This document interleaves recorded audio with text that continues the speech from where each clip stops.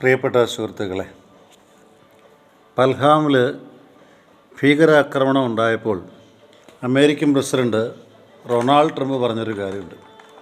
ഞങ്ങൾ ഇന്ത്യയോടൊപ്പമാണ്. ഭീകരരെ അടിച്ചമർത്തുന്നതിൽ ഞങ്ങൾ ഇന്ത്യയോടൊപ്പം കൂടെ നിൽക്കും. നിരുപാധികമായ പിന്തുണ ഞങ്ങൾ നൽകുന്നുവെന്ന് പറഞ്ഞു. ഇപ്പം റൊണാൾഡ് ട്രംപ് പറഞ്ഞ മറ്റൊരു കാര്യമുണ്ട്. ഞങ്ങൾക്ക് തലയ്ക്ക് ഭ്രാന്താണോ എന്നെനിക്ക് സംശയമുണ്ട്. പാകിസ്ഥാൻ ഇന്ത്യയും ഞങ്ങൾക്ക് ഒരുപോലെയാണ്.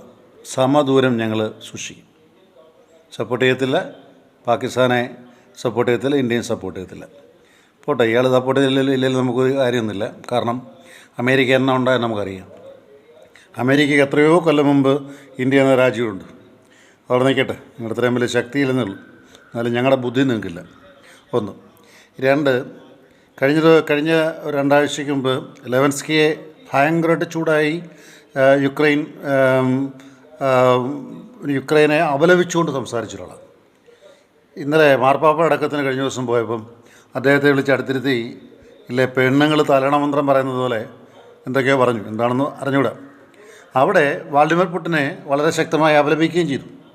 യുദ്ധം അവസാനിപ്പിക്കണം, യുദ്ധം അവസാനിപ്പിച്ചേ മതിയാകും. റൊണാൾഡ് ട്രംപേ, തനിക്കാണെങ്കിൽ ഞാൻ ഇംഗ്ലീഷ് പറയാം. അതായത് ഏതെങ്കിലും ഒന്നിൽ ഉറച്ചിരിക്കും. അല്ല, ഞങ്ങൾ കഴിക്കുന്ന ബ്രാൻഡ് എന്ന് പറയാം. ഞങ്ങളൊന്ന് കഴിച്ചു നോക്കട്ടെ. രാവിലെ കഴിക്കുന്നതാണോ വൈകിട്ട് കഴിക്കുന്നതാണോ അല്ല എന്താണോ അറിഞ്ഞൂടാ. ഒരു രാവിലെ ഒരു നേരം, വൈകുന്നേരം വേറെ രീതി.